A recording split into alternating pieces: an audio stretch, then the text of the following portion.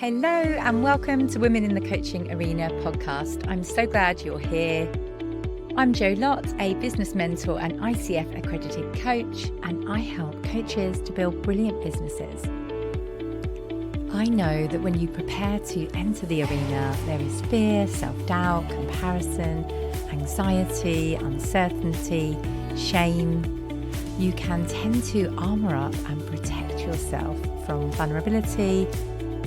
In this podcast, I'll be sharing honest, not hype, practical and emotional tools to support you to make the difference that you're here for. Dare greatly, you belong in this arena.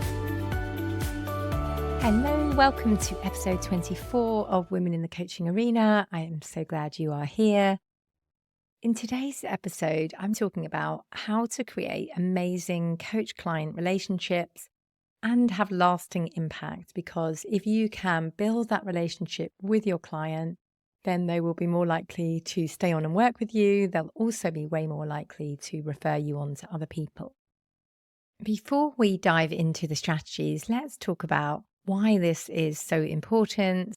So this is a super easy one for me because my audience are coaches who know how important it is to build relationships, starting by listening actively, giving your clients the space to express themselves, their goals, their challenges will make you the number one person in their life, because many people just don't know how to do that. So know that you are good enough just by providing that space. They will gain masses from talking to a brick wall about their problems for an hour. So imagine how much they will gain from talking to you, who can actually listen, but also deepen their thinking with questions. Know that even just providing that space, if you did nothing else, is so valuable to them. Next up is empathetic communication. And actually, I don't know if I learned much about this in my coach training. It comes naturally to me personally, but there was a lot of talk about not stepping into your client's shoes too much. But personally, I really think it helps for someone to feel heard and understood. And we learn a lot about not reflecting back about why am I talking? So if you have nothing to say, it's better to be quiet than speak. But actually, I personally enjoy hearing my thoughts back and somebody really helping me to feel understood. When they feel understood, they're obviously more likely to open up, fully engage in your coaching process. Third up is establishing clear expectations. So clarity is key in any relationship. Outline your coaching process, your role, your client responsibilities, your responsibilities. And then that really sets the stage for a great partnership. I do this on an onboarding call where I outline my responsibilities to them, how they can maximize their investment, and I'm very clear to avoid any problems coming up further down the line. Point 4 is tailoring coaching to their individual needs. As you know, as a coach, every client is unique and their needs will vary. Lots of people ask me about creating a signature coaching program, which is what we do in my program, and how they can vary it if that person doesn't have that exact needs. And that's absolutely fine. That's the benefit of doing one-to-one coaching, that you can really tailor what you're offering. And even in group coaching, you can tailor to exactly what they need. I sure do this in my program. I'm not going to force somebody to go over their niche again. If they feel like they've already nailed their niche, we will move on to the next thing. So you will be able to create systems that mean that person can keep moving forward.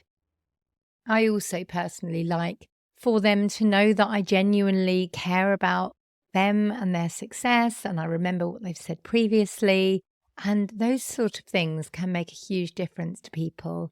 I read an amazing book, I would highly recommend it, called The E-Myth when I was on holiday recently, and they did this case study about a hotel they stayed in and how amazed they were when their exact newspaper got delivered, and just small touches that make such a big difference. to ensure that they know that you care about them will make a massive difference in building that relationship and that trust. For example, I will send voice notes to my clients to check in, see how they are, or congratulate them on certain things, or send a card if they've made progress on something that's important to them. So small things make a big difference. And point 5, consistency and support, regular check-ins, progress assessments, encouraging messages to help them to keep their momentum up. Often you may be the only person who is cheering them on, and they may really, really need your support. You could also provide additional resources like worksheets, or you could suggest books that they might like to read to deepen their learning. Point 6, celebrate their achievements. So celebrate all of the victories, no matter how small. I always ask my group, like, what are their wins? And sometimes people can say, I really just don't know. I haven't got any clients in the last week. And I always say, it's not about that. I'm celebrating that I actually went for a walk this lunchtime. Like, what are you celebrating? Look for those wins. It doesn't need to be the big things. If you do not celebrate and notice the small things, you will also not celebrate and notice the big things. Celebrating their achievements can also help you to gain great case studies or testimonials. So instead of asking people to give you a testimonial and it be kind of another thing on their to-do list, how about inviting them to reflect on their journey with you? This helps it be valuable for them. And also it helps you to get an amazing case study. You can say your story is truly inspirational for so many. I would love to reflect on your journey together and build it into the form of a case study. Would you be up for that? And I guarantee you, you will get way more response rate than asking someone for a testimonial. Finally, let's cover how you may wish to continue working with them after your initial coaching engagement. What I like to do with this one is position it up front. So if, for example, people wish to stay on in my program after their initial 6 months, I say right at the beginning, if you want to stay on afterwards, I'll get in touch with you close to the time and ask if you wish to stay on for a further period for a small fee. So everybody knows that they can stay on should they wish to. So you can position that at the beginning of your relationship.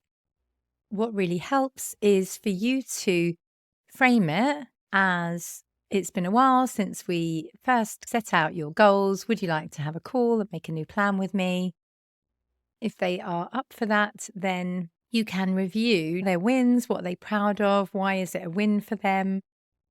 You can look at their participation and engagement in the program, what they did well, what they could have done better, knowing what they know now. Then you would talk about their challenges. So what are their biggest challenges right now? Because even if the original problem has gone away, life is full of challenges and there will be more. How do they want things to look in, say, 6 months or a year's time? You may wish to outline their top 3 challenges for the next 90 days. And then if you wish to help, you can then outline 2 or 3 main points that would help them to meet those goals and say, would you like more help? You could outline maybe a monthly rate based on the price of your previous package, or if they wanted less help, you can obviously amend the rate to suit. I hope you found this episode into unlocking coach-client relationships for lasting impact for you, your business, and most importantly, your client helpful. These strategies go beyond coaching techniques. They're about creating a really authentic, supportive, long-lasting relationship to fuel growth for your client and for your business. Let's summarize where we went today. So firstly, we talked about the foundation of strong connections. Second, we talked about empathetic communication.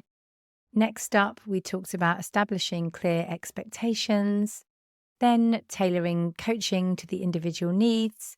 Then we talked about consistency and support. Next up was celebrating achievements.